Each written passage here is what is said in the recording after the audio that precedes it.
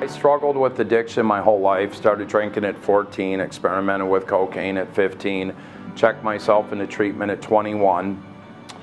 And I can remember a guy coming in and talking and saying, one of you will be sober in a year. There was 38 of us. I said, what are you talking about? He said, one of you will be sober. I said, what do I do? He said, don't drink and go to those 12-step meetings. So I did, but I never grasped recovery, and I bounced in and out, cocaine, alcohol, other drugs.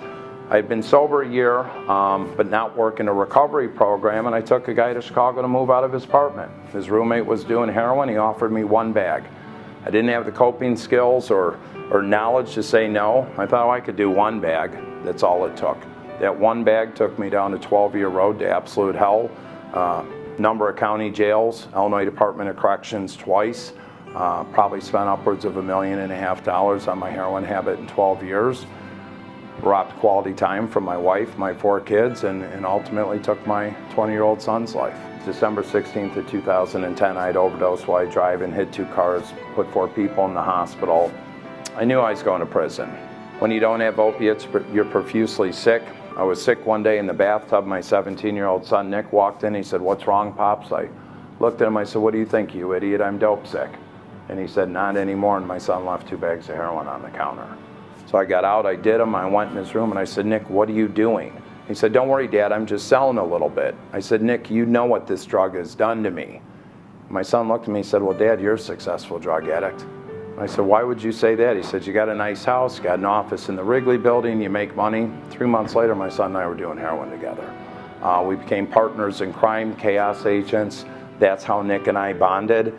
Ultimately was sent to prison. He was in treatment again while I was in prison. I came out 13 and a half months later. He ended up in treatment again.